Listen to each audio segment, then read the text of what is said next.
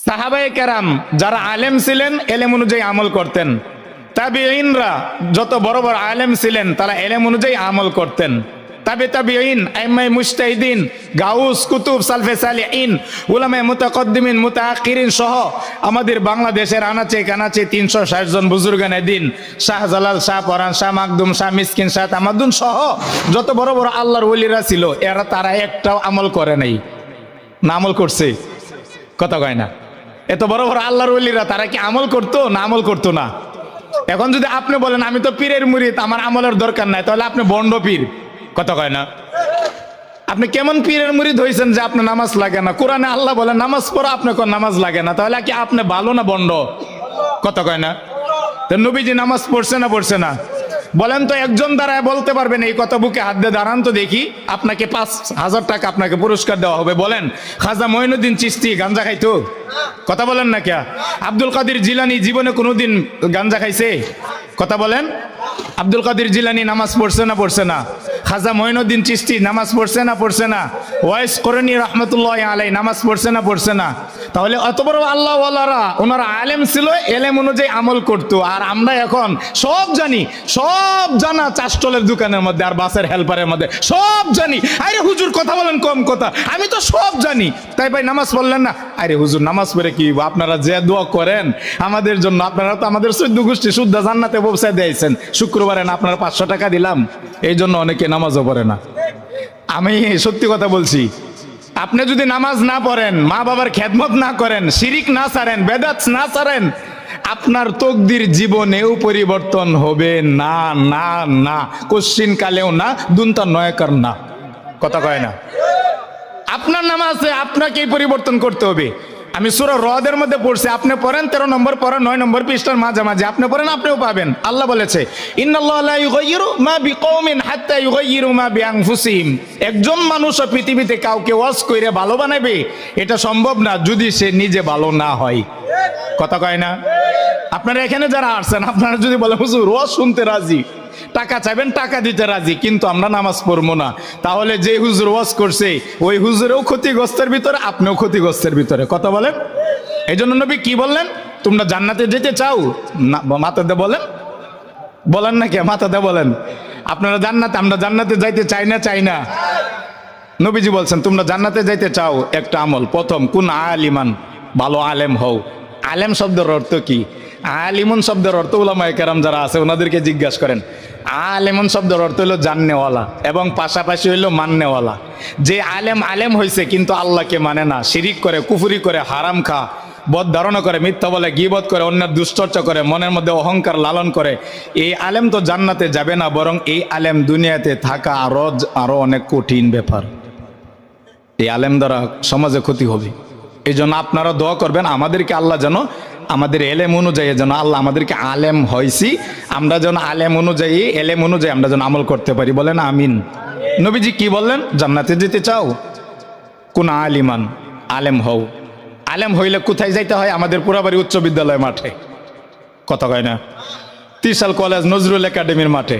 ময়মনসিংহ যদি আলেম হতে চান তাহলে আপনার কওমি মাদ্রাসায় যাইতে হবে।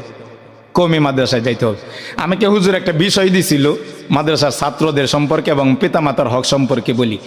আমি আপনাদেরকে সংক্ষিপ্তে এই হাদিসটা শোনায়া ছাত্রদেরও ফজিলত বলতাছি, আমাদেরও ফজিলত বলতাছি। আর আমরা যারা হাফেজও হইলাম না, আলেমও হইলাম না, মুফতিও হইলাম না, ইমামতিও করতে পারি না, বক্তাও হইতে পারলাম না, আমরা অনেকে মনে করে হুজুর জান্নাত তো আপনারাই যাইবেন। অনেকে এরকম মনে করে, না জান্নাত আমার বাপের কামাই না, এত সহজ না।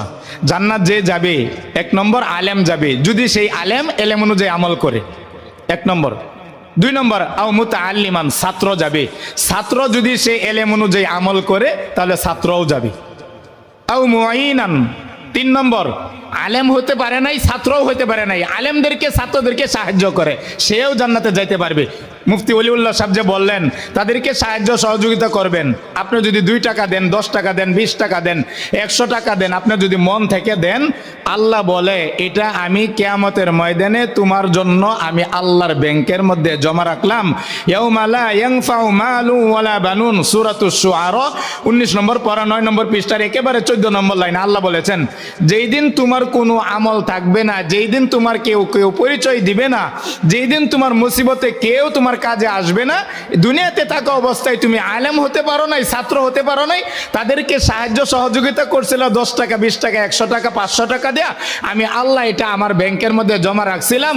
আও মুঈনান, তুমি যে সাহায্য করছিলা, এই সাহায্যকে উসিলা বানায় আমি আল্লাহ আজকে কিয়ামতের ময়দানে বিভীষিকার মতন এত অবস্থার মধ্যে আমি আল্লাহ তোমাদেরকে সাহায্য করার কারণে জান্নাত দিয়ে দিলাম।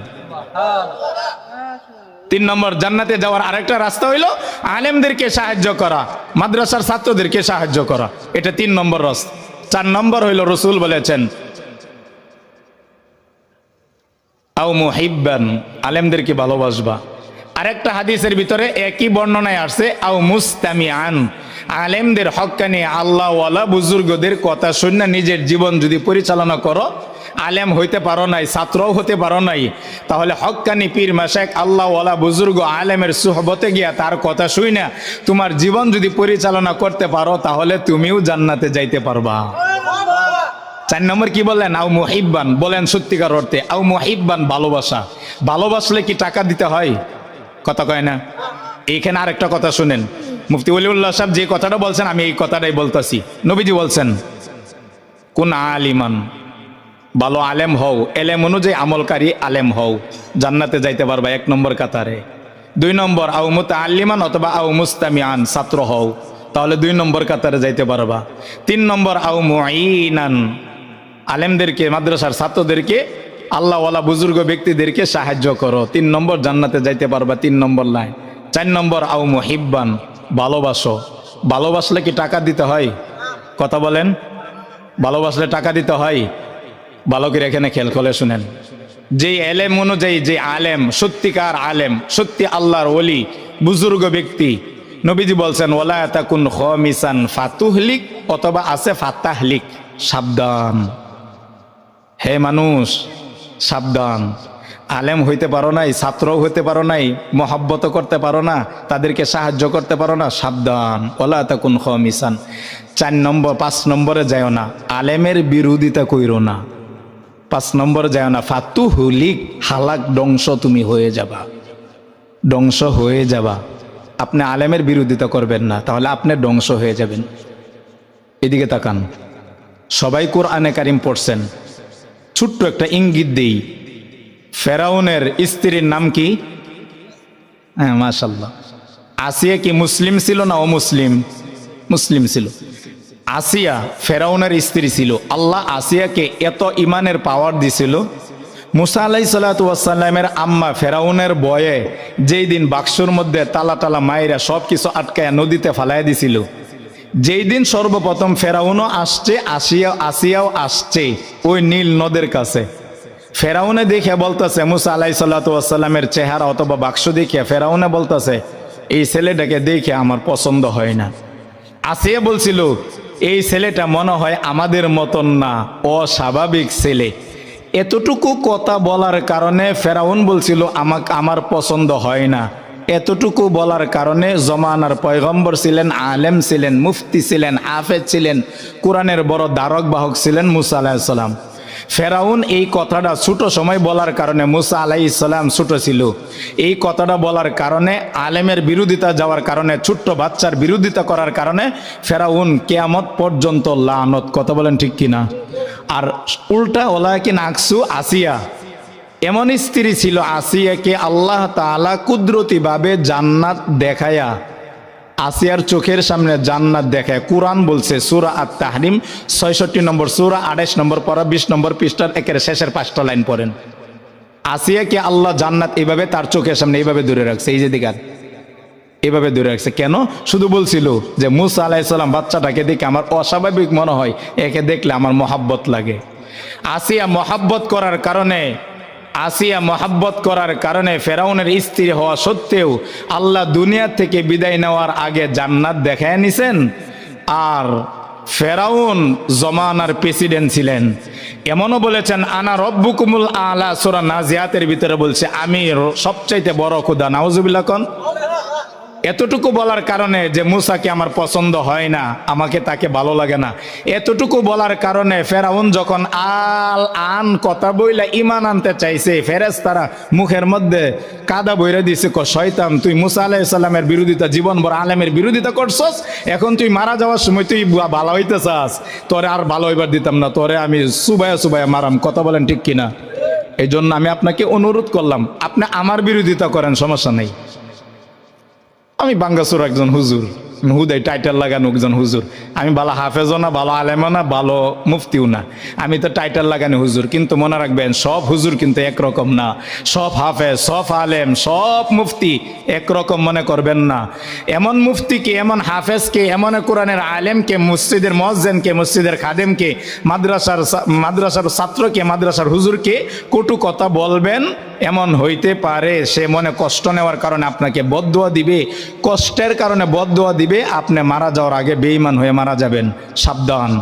নবীজি বলছেন ওয়ালা তাকুন খামিসান ফাতুহলিক ওয়ালা তাকুন খামিসান ফাতাহলিক, বিশ্বাস করো, সত্যিই বললাম, যদি তুমি হক্কানি আলেমের বিরোধিতা করো, আমি নবীজি বলে গেলাম তোমার বেঈমান হয়ে তোমার মারা যাবা, বেঈমান হয়ে তুমি মারা যাবা। নাউজুবিল্লাহ। শেষ বলছি, মাদ্রাসার ছাত্রদেরকে মহাব্বত করবেন। হাদিসে আমি পড়ে আসছি, নবীজি বলছেন ওয়াইনাল মালাইকাতা লা তাদাউ আজনিহাতাহা লিজিল্লি লিজল্লি লিজিল্লি তালিবুল ইলম।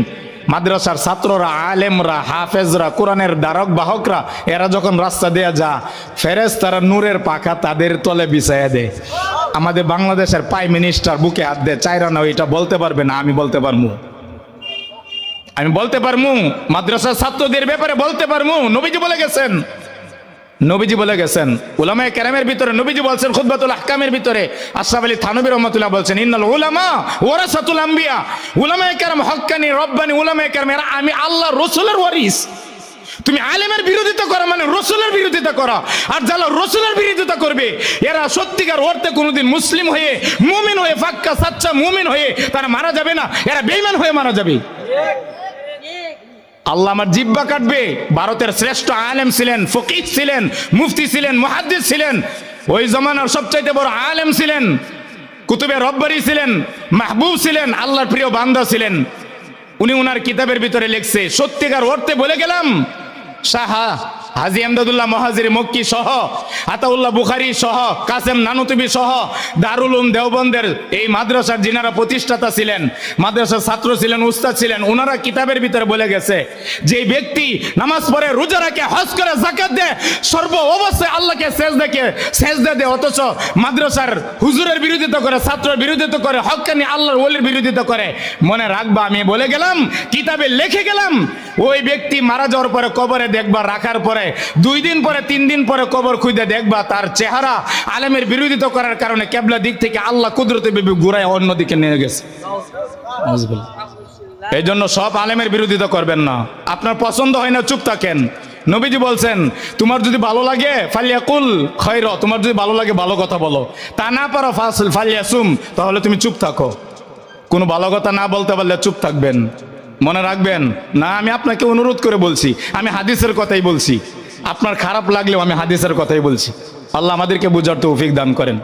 তাহলে এই হাদিস থেকে পাইলাম, আমরা যদি জান্নাতে যেতে চাই, নবীজি বললেন এলেম অনুযায়ী আমলকারী আলেম হও, এলেম অনুযায়ী আমলকারী ছাত্র হও। আলেমও হতে পারো নাই, ছাত্রও হতে পারো নাই, মুআইনান, তাদেরকে সাহায্য করো।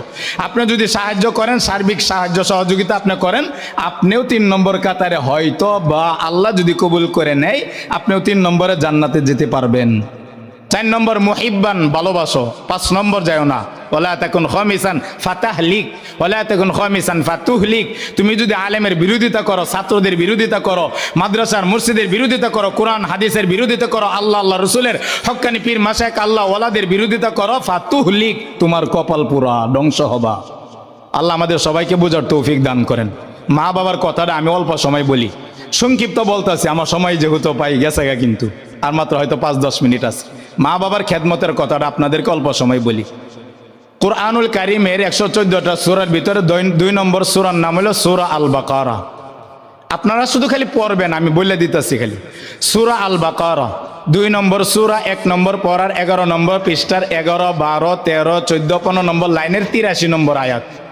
সূরা বনী ইসরাইল 17 নম্বর সূরা, 15 নম্বর পড়ার 3 নম্বর পৃষ্ঠার 6 নম্বর 7 নম্বর লাইন অথবা 7 নম্বর 8 নম্বর লাইনের 23 নম্বর আয়াত পড়বেন। মা বাবার ব্যাপারে আপনি সুন্দর বিস্তারিত আলোচনা আল্লাহ করেছেন। সূরা লুকমান 31 নম্বর সূরা, 21 নম্বর পড়ার 11 নম্বর পৃষ্ঠার 4 নম্বর 5 নম্বর লাইনের 14 নম্বর আয়াতে আল্লাহ তাআলা মা বাবার ব্যাপারে সুন্দর আলোচনা করেছেন। সূরা আহকাফ 46 নম্বর সূরা, 26 নম্বর পড়া 2 নম্বর পৃষ্ঠার 11, 12 নম্বর লাইনের 15 নম্বর আয়াত। 4টা সূরার কথা বললাম। সূরা আল বাকারার 83 নম্বর আয়াত, সূরা বনী ইসরাইলের 23 নম্বর আয়াত, সূরা লুকমানের 14 নম্বর আয়াত, সূরা আহকাফের 15 নম্বর আয়াত। এই 4টা আয়াতে কারিমার ভিতরে আল্লাহ এভাবে বলছেন, ওয়াকাদা রাব্বুকা আল্লা তা'বুদু ইল্লা ইয়্যা। সূরা বাকারাতে বলছেন, ওয়াইদ আখাযনা মিসাকা বানি ইসরাঈল আল্লা তা'বুদুনা ইল্লা ইয়্যা। অন্য সূরা লুকমানের মধ্যে বলছেন, সূরা আহকাফের ভিতরে এভাবে বলছেন, আমি মানুষদেরকে অর্ডার করলাম আল্লাহর ইবাদত করবা, পাশাপাশি মা বাবার খেদমত করবা। অর্ডার কার? বলেন, মা বাবার খেদমত করার অর্ডার কার? ভালো করে খেয়াল করেন। খুতবাতুল আহকাম, আপনারা এটা বাংলা লেখা আছে, উর্দু আছে, ইংলিশে আছে, ফার্সি ভাষায় আছে, বাংলা ভাষায় আছে। যারা যেটা পারেন পড়বেন। মসজিদের ইমাম সাহেবরা যেই কিতাব পড়ে জুমার দিন, এটার ভিতরে লেখা আছে হাজার হাজার লক্ষ লক্ষ মানুষ হাশরের ময়দানে উপস্থিত হবে, তাদের বহু নামাজ, রোজা, হজ, যাকাত, ইবাদত লইয়া। আল্লাহ তাআলা শুধুমাত্র তাদের ইবাদতগুলোকে বিনষ্ট করে দিবেন, নষ্ট করে দিবেন একটা গুনাহ থাকার কারণে, সেটা হলো তাদের মা বাবাকে কষ্ট দেওয়ার কারণে। ভাই একটু একটু আস্তে কথা বলি। সাইডে যারা আছে একটু আস্তে কথা বলি, অনুরোধ করছি আপনাদের। আল্লাহ, আস্তে কথা বলতে বললাম, আরো জোরে বলতেছে। মানে ওনারা মনে মা বাবার সাথে বেয়াদবি করে, এই জন্য মনে জোরে বলতেছে, কথা কয় না।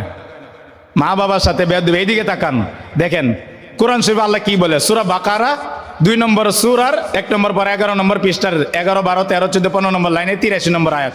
আমি আল্লাহ পূর্বের যুগে নবীজি আসার আগের যুগের লোকদেরকে আমি আল্লাহ তাআলা তাদের কাছে অঙ্গীকার নিলাম, এই বনি ইসরাইল, ওয়াইদ আখাযনা মিসাকা বনি ইসরাইল, হে বনি ইসরাইল ওয়াদা করো আল্লাহ লা তা'বুদুনা ইল্লাল্লাহ, আল্লাহ ছাড়া আর কারো ইবাদত করবা না, ওয়া বিল ওয়ালিদাইনি ইহসানা, সাথে সাথে মা বাবার খেদমত করবা। অর্ডার কার? এখন তো আপনার মা বাবা পছন্দ হয় না, কারণ আপনি তো শিক্ষিত, আপনি তো ব্যারিস্টার, আপনি তো ডাক্তার, আপনি তো বড় মুফতি, আপনি তো ইঞ্জিনিয়ার হয়ে গেছেন। আপনার মা বাবার খেদমত করতে আপনার মনে চায় না। আল্লাহ অর্ডার করলেন, আমি বনি ইসরাইলদের কাছ থেকে হুকুম নিলাম, অর্ডার নিলাম, তাদের কাছ থেকে অঙ্গীকার নিলাম কি, তারা যেন আল্লাহর ইবাদত করে এবং মা বাবার খেদমত করে। তারা আল্লাহর ইবাদত করবে আর মা বাবার খেদমত করবে। সূরা বনী ইসরাইলের ভিতরে 17 নম্বর সূরা 23 নম্বর আয়াতের মধ্যে আল্লাহ বলেন, ওয়াকাদা রাব্বুকা আল্লা তা'বুদু ইল্লা ইয়্যা ওয়া বিল ওয়ালিদাইনি ইহসানা। আমি আল্লাহ তোমাদের কাছে ফয়সালা করে দিই। জোরে বলেন নারে তাকবীর। আজকে আমাদের প্রধান আকর্ষণ 32 ইঞ্চি সাহেব, উনি চলে আসছেন। লিল্লাহি তাকবীর, নারে তাকবীর, নারে তাকবীর। দিন ইসলাম, দিন ইসলাম জিন্দাবাদ, জিন্দাবাদ। নারে তাকবীর, দিন ইসলাম, দিন ইসলাম। প্রধান বক্তার আগমন, 32 ইঞ্চি সাহেবের আগমন। যারা যেখানে আছেন তাড়াতাড়ি চলে আসছেন। আমাদের প্রধান মেহমান, আমাদের আজকে প্রধান আকর্ষণ 32 ইঞ্চি সাহেব। ওনার নাম এটাই বললাম, রাগ করেন না আবার হুজুর, আপনি চলে আসছেন, আলহামদুলিল্লাহ। যে যেখানে আছেন তাড়াতাড়ি দেখার জন্য যদি হয়ে থাকে, কোরআনের আলোচনা শোনার জন্য আসেন তাড়াতাড়ি, যে যেখানে আছেন। ভাই কি আলোচনা করতেছিলাম বলেন তো, বলেন বলেন। হ্যাঁ, মা বাবার খেদমত। মা বাবার খেদমতের কথা কে বলছেন? কথা কয় না, কে বলছেন? আল্লাহ এভাবে বলছেন, আমি রব ফয়সালা করলাম, আমি রব ফয়সালা করলাম, আমার ইবাদত করবা, পাশাপাশি মা বাবার খেদমত করবা। নবীজি বলেন, মা মিন ওয়ালাদিন বাররিন নাযারা ইলাইহি, এদিকে তাকান। নবীজি বলেন, মা মিন ওয়ালাদিন বাররিন নাযারা ইলাইহি হাজ্জাতান মাবরুরা। যদি কোনো নেক সন্তান তার মা বাবার চেহারার দিকে যদি একবার তাকানোর সাথে সাথে তার একটা কবুল হজের সব তার আমলনামা আল্লাহ দান করে। মা বাবার খেদমত করলে দুনিয়াতেই লাভ, আখেরাতেও লাভ। মা বাবার খেদমতের কথা আমি 2টা কিতাব নিয়ে আসছি, আমি 2 মিনিটের মধ্যে আপনাদেরকে শোনাই। দেখেন এখানে একটা কিতাব, এই কিতাবটা ঢাকা যাত্রাবাড়ি মাদ্রাসা শাইখুল হাদিস, এই যে মুফতি ওলিউল্লাহ সাহেব ওনার উস্তাদ উনি লেখছেন, আমাদের উস্তাদ উনি লেখছেন। মা বাবার খেদমত যে করবেন কিভাবে করবেন দেখেন এখানে লেখছে। মা বাবার খেদমতের ব্যাপারে লেখছে হুকুকুল ওয়ালিদাইন, পিতা মাতার হক 14টি। এটা আমাদেরকে বোঝানোর জন্য, জীবিত অবস্থায় 7টি, মৃত্যুর পর 7টি। আরবিও বললাম না, ইংরেজি তো আর আমি পারি না, আরবিও বললাম না, উর্দু বললাম না, আপনাদেরকে শুধু খালি তেলাওয়াত করে শোনাই। দেখেন 1 নম্বর আজমত, পিতা মাতার প্রতি শ্রদ্ধাশীল হওয়া। 2 নম্বর মহাব্বত, মনে প্রাণে মহাব্বত করা। 3 নম্বর সর্বদা তাদেরকে মেনে চলা। 4 নম্বর তাদের খেদমত করা। 5 নম্বর তাদের প্রয়োজন পুরা করা। 6 নম্বর তাদেরকে সর্বদা আরাম পৌঁছানোর ফিকির করা। 7 নম্বর নিয়মিত তাদের সাথে সাক্ষাৎ ও দেখাশোনা করা। এই 7টা হক হলো জীবিত অবস্থায়। মৃত্যুর পর 7টি দেখেন, দোয়ায়ে মাগফিরাত, মা বাবা মারা গেলে তাদের মাগফিরাতের জন্য আল্লাহর কাছে দোয়া করা। 2 নম্বর ইসলে সাওয়াব বেতোয়াত, সব রেসানি করা। 3 নম্বর ইয়ানাতে আহবাবে ওয়া আহলে করাবাত, তাদের সাথী সঙ্গী ও আত্মীয় স্বজনের সম্মান করা। 4 নম্বর আদায়ে দাইন ও আমানত, ইয়ানাতে আহবাবে ওয়া আহলে করাবাত। 4 নম্বর সাথী সঙ্গী ও আত্মীয় স্বজনের সাথে সাহায্য করা, তাদেরকে সাহায্য সহযোগিতা করা। 5 নম্বর আদায়ে দাইন ও আমানত, মা বাবা ঋণ রেখে গেলে ঋণ পরিশোধ করা। 6 নম্বর শরীয়ত সম্মত মা বাবা ওসিয়ত করে গেলে পূরণ করা। 7 নম্বর মাঝে মাঝে মা বাবার কবর জিয়ারত করা। এইগুলা হইল মা বাবার হক। এইগুলা হক যদি আমরা আদায় না করি আল্লাহর কাছে ধরা খামু। এই দেখেন আমার কাছে একটা কিতাব, এই কিতাবটা আমাদের ওলিউল্লাহ সাহেব যেখানে দাঁড়ায় বক্তৃতা দিয়েছেন, ওনার উস্তাদ, আমাদের উস্তাদ, এই 30 সাল পোড়াবাড়ির অনেক উস্তাদের উস্তাদ লেখছেন। এই কিতাবটার নাম হলো নেকি ও বদি, মা বাবার খেদমতের কথা। উনি একজন হুজুর, উনি লিখতে লিখতে লিখতে লিখতে লিখতে লিখতে এক পর্যায়ে দেখেন, আমরা সবাই জানি আল্লাহ তাআলা সুলাইমান আলাইহিস সালাতু ওয়াস সালাম এমন একজন নবী ছিলেন, যে সুলাইমান নবী সমস্ত পৃথিবীর মাখলুকের কথা শুনতো। কথা বলেন ঠিক কিনা? সুলাইমান নবী সবার কথা শুনতো না, সমস্ত প্রাণীদের কথা শুনতো।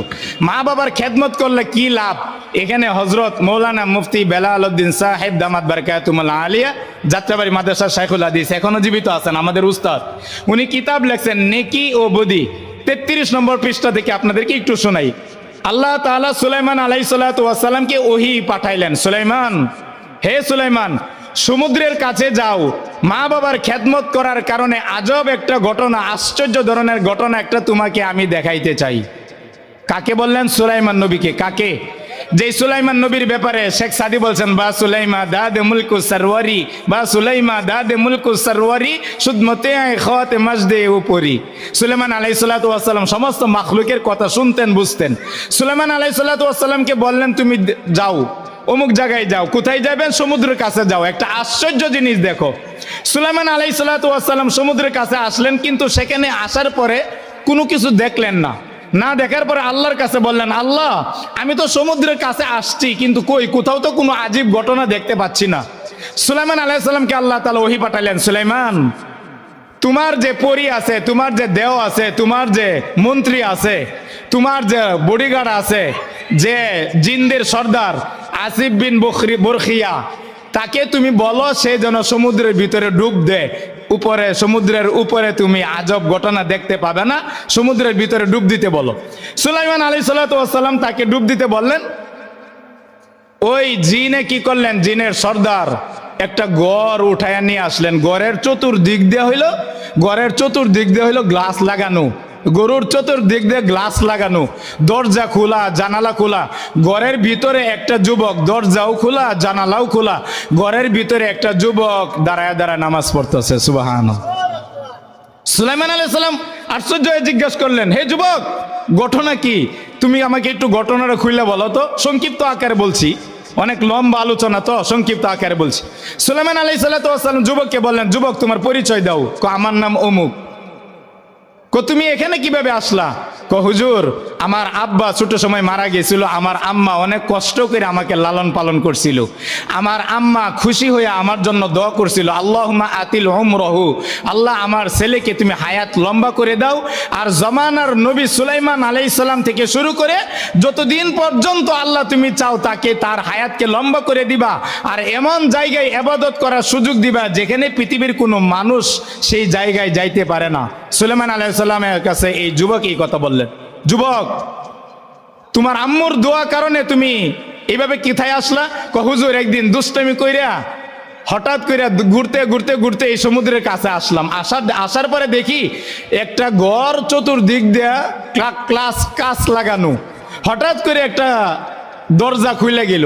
আমি দুষ্টামি কইরা নদীর কিনারে আইসা এই ঘরের ভিতরে ঢুকছি, এই ঘরটা না হঠাৎ করে ভেবে লড়াচড়া কইরা না দরজাটা বন্ধ হইয়া আমাকে নিয়ে গেছে একবারে সমুদ্রের নিচে। সমুদ্রের নিচে যে নিয়ে গেছে আমি ওইখানে ইবাদত করতেছি। সুলাইমান আলাইহিস সালাতু ওয়াস সালাম বলছেন, কত বছর ধরে ইবাদত করো যুবক? যুবক বলতেছে, হুজুর আমি 5000 বছর ধরে এখানে ঘরে ইবাদত করতেছি। কত বছর? সুলাইমান নবী জিজ্ঞাসা করলেন, তুমি কোন জমানার, এটা কি বলবা?